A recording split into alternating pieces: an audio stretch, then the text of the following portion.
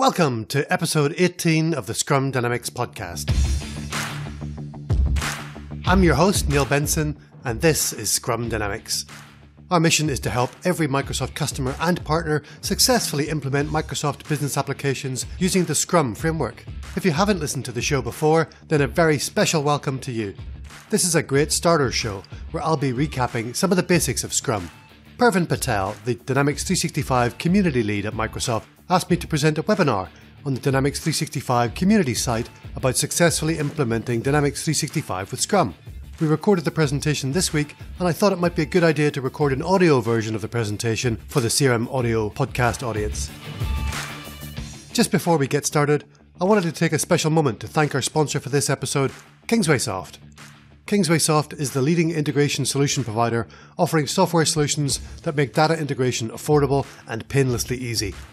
I had a chance to catch up with their principal developer and fellow Microsoft Business Applications MVP, Daniel Kai, at the Dynamics 365 User Group Summit in Phoenix a couple of weeks ago. Daniel delivered a great presentation packed full of helpful advice on data integration. And the KingswaySoft stand in the expo hall seemed to be going crazy all week. I don't know if they were giving away free maple syrup or just solving everybody's data integration challenges, but it was amazing to see just how many Dynamics 365 professionals rely on KingswaySoft for data integration and migration. Let's get into the show. Hi and welcome to Successfully Implementing Dynamics 365 using Scrum. My name is Neil Benson, and in this session my goal is to help you learn how Scrum can be applied to a Dynamics 365 project by describing my first Dynamics 365 project using Scrum and why we decided to switch from a sequential approach to Scrum, how to explain Scrum to someone in 5 minutes, the benefits of using Scrum for Dynamics 365 customers and project teams, and finally, working through each of Scrum's 3 roles, 3 artifacts and 5 events, I'll provide you with 26 tips that I've learned from my 10 years of using Scrum on Dynamics 365 projects. Premier Medical Group was my first Scrum project back in 2008. It holds a special place in my heart. Premier Medical Group helped diagnose the injuries of people who've been involved in an accident to support their insurance claims. Essentially, they're an important part of the ambulance chasing industry. This is Debbie. She's the operations director at Premier Medical Group, and she was my client. It's her job to chase the operations staff, who chase the doctors, who chase the lawyers, who chase the ambulances, who chase the casualties. Debbie engaged my Dynamics CRM consultancy to implement Dynamics CRM 4.0. And following the Microsoft Dynamics SureStep methodology, we analysed Premier Medical Group's requirements, and after about 6 weeks, we published the Functional Requirements document, the FRD. The FRD was 600 pages of detailed requirements. Every entity, every field, every business process, every report, every security role, and everything else. And it was awesome. But Debbie's reaction wasn't what I was hoping for. She said our specs were full of jargon, sometimes not detailed enough, and some requirements were missing or incomplete. And the worst of it was that we had based our entire project plan and our commercial statement of work on our requirement specification that we thought was awesome, and Debbie thought it wasn't. And we almost lost the project at that point. Debbie wanted to see software early. She wanted to be able to adapt it to the changing requirements through the course of the project. And she didn't want either of us to become slaves to the specification or to that project plan. And she wanted her team to be more involved throughout the course of the project as well. What Debbie wanted was Scrum, but she didn't know how to ask for it. And when I described Scrum to Debbie, she was immediately on board. And together we pitched it to her board of directors and got the project approved. We would deliver prototype software every 2 weeks and put Debbie in control of the requirements. So I formed a team of Dynamics CRM superheroes, including a Scrum Master from another Microsoft partner that we collaborated with on the project. And over the course of 39 sprints, at about a year and a half in total, we had built a fantastic Dynamics CRM system that enabled PMG to radically improve the efficiency of its medical legal reporting business. In fact, shortly after we went live, Premier Medical Group was acquired by the Capita Group, partly because of the value that Capita Group saw in the Premier Medical Group core system that we had built on Dynamics CRM using Scrum. So what is Scrum? The Scrum Guide defines Scrum as a framework within which we solve complex problems while delivering valuable products. I think it's important to note from that definition that Scrum's a framework. It's not a prescriptive methodology. For example, it says you need to manage your requirements in a backlog, but it doesn't tell you how to write requirements or provide step-by-step instructions for managing them. In fact, there are no real software engineering practices described in the Scrum Guide at all. Scrum is one of a family of agile software development approaches born out of the Agile Manifesto that was published in 2001. And while there are lots of agile approaches, they are all underpinned by the values and the principles of the Agile Manifesto. Today there are hundreds of agile practices tied together in frameworks that overlap and intersect, but Scrum is still the most popular. In fact, about 75% of all agile software development teams are practicing Scrum, usually complemented with several specific software engineering practices. In Scrum, a person called the product owner has a vision for the business software based on Dynamics 365. Dynamics 365 is implemented by a cross-functional, self-organizing development team. The Scrum team is coached by the Scrum Master, and everyone else in the project is just a stakeholder. We capture requirements in a prioritized list called the product backlog, and we call the requirements product backlog items. In Scrum, Dynamics 365 is implemented in time-boxed iterations of work called a sprint that are between a week and a month long. During the sprint planning workshop, the development team decides which items to work on during the upcoming sprint and how they're going to deliver them. That's the sprint backlog. During the sprint, the team syncs every day in a 15-minute meeting called the Daily Scrum. At the end of the sprint, they review their progress by demonstrating an increment of working software to the product owner and to the stakeholders in the sprint review workshop.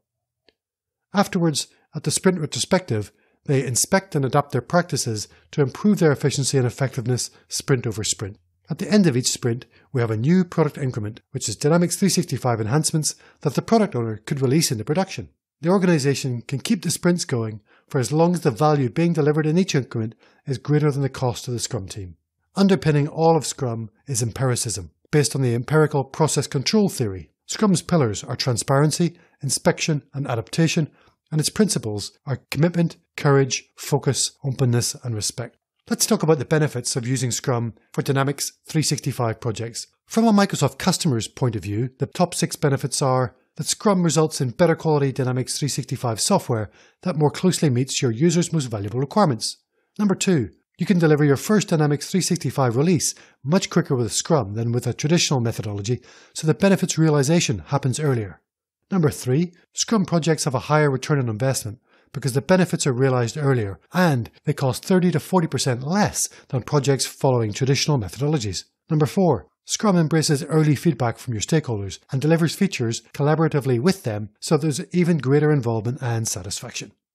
Number 5, project sponsors and stakeholders have more visibility of the progress, the risks and issues in a Scrum project, and that provides them with greater confidence.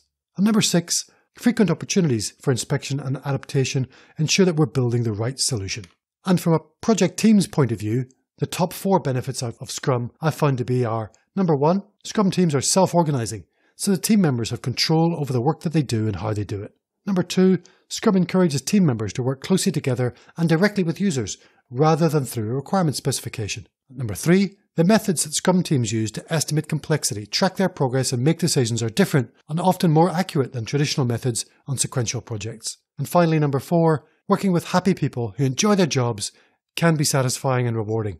Self-management puts decisions that would normally be made by a manager back into the Scrum team members' hands. So let's talk about what it takes to make Scrum projects successful. We'll take it in turns to look at the 3 roles of Scrum, plus stakeholders. We'll look at the 5 events, and we'll look at the 3 artifacts. Let's start with the product owner. The product owner is somebody with vision, decision-making authority, and people skills. They're a leader in the business, sufficiently trusted by the rest of the project's senior stakeholders. They should be a domain expert. That means an expert in their industry, certainly an expert in the customer organization deploying Dynamics 365. They should know the stakeholders and their interrelationships, and they should know about the user base as well. Know who's going to be using Dynamics 365 and what they're going to be using it for. And finally, they are accountable. They're the type of person who likes to take on responsibility. They're fully committed to the project. And most importantly of all, which is really hard for a senior stakeholder, is that they're sufficiently available for the project. My 2 tips for product owners are: use proxy product owners if you have to. A proxy product owner is a delegate of the product owner who can either analyze requirements, they're a business analyst, or they can control some of the project risks, issues, and status reports like a project manager would, or they can test and accept features on behalf of the project owner in a quality assurance role. My second tip is to never have a committee of product owners. Strive for always having a single product owner rather than a committee of product owners. Committees just slow things down, decisions get reversed all the time, and we find ourselves going around in circles. So stick with a single product owner. The second role in Scrum is a developer. A developer in Scrum is anyone involved in turning requirements into software. That doesn't mean you're a .NET developer, a coder, or a programmer. The development team in Scrum is comprised of people with a variety of skills. So some people might come with a background in business analysis, Dynamics 365 system configuration or administration, certainly .NET development and integration with Azure services and data migration, for quality assurance, maybe DevOps, release management, testing, those kinds of things as well. The Scrum Guide says that the development team needs to be cross-functional. So that means that the team has got all the skills needed to turn the product backlog items into a working product increment. They don't need to go outside the team too often for specialist skills. It does happen occasionally, but we want to limit that and make sure the team is as cross-functional as possible. And secondly, the development team is self-organizing. That means they don't need a project manager to assign or manage their work. They take responsibility for it. Great development teams feel a sense of collective ownership. Everyone feels responsible for the quality of the product increment. And as far as possible, everyone understands all of the system and gets involved in analysis, design, development, testing, and deployment, even if we have specialist backgrounds. Scrum teams should be 3 to 9 members. Smaller than that, and they're unlikely to have all the skills that they need in order to turn the product backlog into a product increment. And larger than that, and the communication and coordination just gets too hard. So bigger than 9 people, and you probably want to think about separate, smaller Scrum teams. I like to see my development team members committed to the project. That means they're not trying to split their time across several projects, and they're not trying to manage business as usual or trying to support another system while they're implementing Dynamics 365 at the same time. Doesn't necessarily mean you have to mean they're full-time people. They can be part-time employees, but they're fully committed to this one project. The third role in Scrum is the Scrum Master. The Scrum Master is an expert in Scrum and is there to serve the product owner, the development team, and the organization by helping everyone understand, embrace, and apply Scrum to the project. The Scrum Master needs to be an expert in Scrum. I don't think you can take a 2-day Scrum training course and be a Scrum Master. You probably need to have spent a year or 2 working in a Scrum team before you can become a Scrum Master. A Scrum Master is a great coach. They ask leading questions instead of providing definitive answers. And they know when to hold the team's hand and when to let the team run free. They have great people skills for resolving interpersonal conflicts. My top 2 tips for Scrum Masters are, number 1, hire an expert. Don't send one of your project managers on a Scrum course and ask him to coach a team. Hire an experienced Scrum Master and have them coach your first project. You can, if you need to, combine the Scrum Master and developer roles, but please don't combine the product owner and Scrum Master roles. There needs to be a tension between the product owner and the dev team, and complete trust between the dev team and the Scrum Master. That's a nice, harmonious tension that makes Scrum work really well. By combining the product owner and the Scrum Master roles, you lose that tension and it doesn't work very well at all. So that's our Scrum team. We've got the Scrum Master, the product owner, and the developers. Everyone else then in the project is just a stakeholder. They're all the people who've got an interest in your project but aren't directly involved in delivering it. They could provide requirements to your project backlog. They certainly could provide funding for your project as well. They can give you feedback on your increment and they can test it for you as well. I recommend that you invite stakeholders to observe your Scrum events if they want to, especially the sprint review where we're demonstrating the finished increment, sometimes the daily Scrums, but they should not be active participants unless specifically invited. Secondly, be transparent with your stakeholders. Make your product and sprint backlogs visible and encourage questions and feedback. Demonstrate your progress to them and be open and honest about the risks and issues and challenges that you're facing in the project. Secondly, don't let stakeholders control the product owner. They can influence, they can lobby, and they can request new features, but they can't insist on new features. That's the product owner's job to prioritize those. There are 3 deliverables in a Scrum project. Let's look at those. The first is the product backlog. It's a list of all the possible requirements. Those requirements are prioritized only by the product owner and no one else. Here's a couple of tips for managing your product backlog. There are a couple of technical practices that complement Scrum that I recommend. One is user stories for describing your product backlog items. And secondly is user story mapping for visualizing those user stories in a 2-dimensional map. Secondly, I recommend story points and planning poker for estimating and planning those user stories. I don't recommend use cases. They're a little too long and a little bit technical for describing our requirements in a Scrum project. And I definitely don't recommend writing or publishing requirement specifications. Stick to a small card. If you're using a physical Scrum board, use a 5x3 index card. Or if you want to use a requirements management system, stick to a small card with a few acceptance criteria.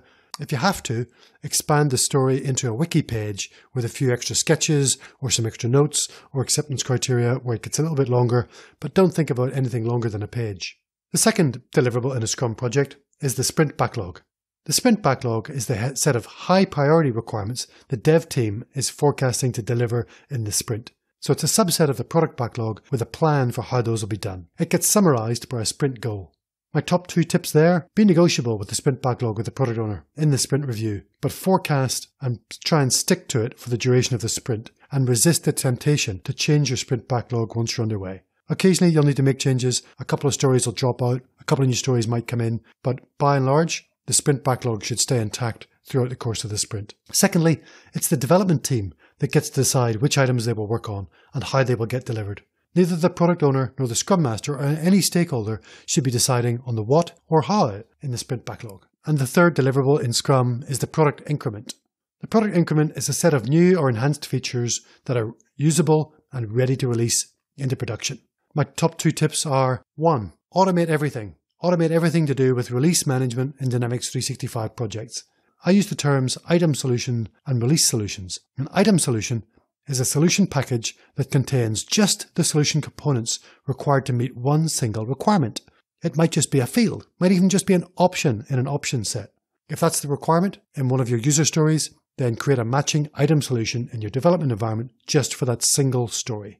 A release solution then combines all the item solution components that have been successfully tested and packages them up for deployment into production, and all the instances in between development and production as well. You can use managed or unmanaged solutions depending upon your preferences in a Scrum project. I encourage my teams to take a DevOps approach and automate as much as possible so that we can take an idea and turn it into production software as quickly as possible. So look into some of the leading best practices around continuous integration, continuous deployment, release management, automated testing, some of those software engineering practices that your team will need in order to go as quickly as possible. And secondly, I love to release software into production in every sprint. Your product increment needs to be ready to release into production. You don't have to release it into production at the end of every sprint, but I definitely encourage it. Ultimately, it's your product owner's decision whether or not to release into production at any given point in time. What that means is being able to release into production at the end of every sprint means all of the processes that we normally think of as falling outside of development, for example, systems integration testing and user acceptance testing, and the release itself all have to happen within the course of the sprint, and automation really helps with all of that as well. Okay, there's 5 events in every Scrum project. Let's take a look at those next. The first event is the sprint. The sprint is a time-boxed iteration of work when we turn ideas into features. We analyze, design, develop, integrate, test, and deploy, if we can, in every sprint. The Scrum Guide says a sprint is between 1 week and 1 month long. Here are my top 2 tips for your sprints in Dynamics 365 projects. My preference in a Dynamics project is to use a 2-week or a 3-week sprint. 1-week sprints work pretty well for smaller projects, like a proof of concept project where rapid feedback is needed. But 4-week sprints or 1-month sprints take too long to get feedback. In a year, you can only have 12 sprints if you're doing a 1-month sprint. So that's only 12 opportunities for feedback. In a 2 or 3-week sprint, my teams concentrate their development effort during the first 2/3 or so, and in the last third, we're testing, documenting, and deploying our sprint backlog and researching and analyzing the next set of high priority items on the product backlog. My second top tip is don't use special sprints. You might hear somebody talking about a sprint 0, which is some kind of pre-project analysis sprint. I don't recommend that. I do recommend doing some pre-project analysis work, but let's just call it discovery and keep it as short as possible to analyze the first set of requirements. I don't recommend other special types of sprint as well, like hardening sprints, testing sprints, integration sprints. Those are all BS. We need to deliver working software in every single sprint. I dare you to try it out. The next event is sprint planning. This is the first event at the start of every sprint. For a 2 or 3 week sprint, it's between 2 and 3 hours long. The purpose of sprint planning is to determine the sprint backlog and the sprint goal for the sprint. My top 2 tips for sprint planning. So first of all, I encourage a practice I call story time in the sprint before sprint planning. So if you're doing sprint planning for sprint 2, you'll have done some story time sessions during sprint 1 to get ready for sprint planning for sprint 2. Story time is a short workshop between the product owner, the dev team, and the stakeholders to analyze and refine the requirements, just enough that the dev team can estimate them. Ideally, that estimation happens in the storytime session before sprint planning. My second top tip is to be negotiable in sprint planning. The dev team needs to trust that the product owner has prioritized the most valuable items at the top of the backlog, and the product owner needs to trust the dev team when it selects which of the high priority items to work on. The dev team isn't always going to select a continuous set of the top priority items. There might be items slightly further down the backlog that are important for the dev team to implement. Maybe there's a technical dependency on something further down the backlog that's necessary to implement before some of the high value features can be implemented at the top. My third tip for sprint planning is to get an ambitious sprint goal, a singular sprint goal that ties together all of the items that we're going to try and deliver within some kind of theme. Ideally, there's just a single sentence that encapsulates that sprint goal if possible. A bad sprint goal looks like, deliver all the stories that we forecast in this sprint. A great sprint goal looks like, let's finish the quotation features for the opportunity management process.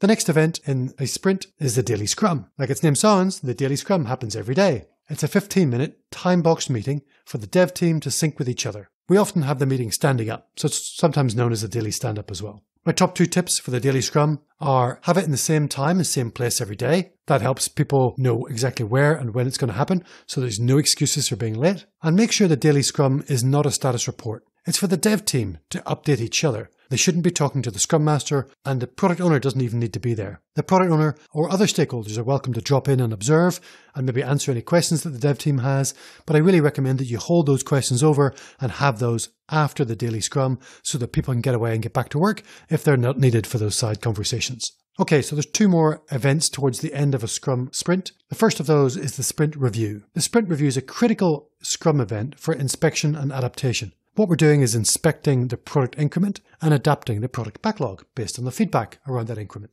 What that normally means is we're going to demonstrate some of the new Dynamics 365 features to the stakeholders, grab their feedback, and see if we need to adjust the next set of priorities for the next sprint. It's usually 2 to 3 hours if you're running 2 to 3 week sprints. So my top tips for the sprint review. Number 1, invite your stakeholders. Their feedback is vital. So set up a recurring meeting in their calendar so that everybody knows exactly when the sprint review is going to be held. In my current project, we have the sprint review every other Tuesday morning in the conference room. It's booked months in advance. Everybody knows where it is. Everybody's welcome to come along and attend and give us their feedback. Second tip, never surprise your product owner in the sprint review. We want to demo completed features to the product owner during the sprint. And ideally, the product owner can demonstrate those features to the stakeholders in the sprint review rather than having one of the dev team do it. And my last tip for the sprint review is that it should take the team less than an hour to prepare. There's something wrong with your application of Scrum if it takes hours to get ready for a sprint review. It should just be a quick outline of the stories that we're going to demonstrate, make sure the demo data and everything else is in place in your demonstration instance, and off you go.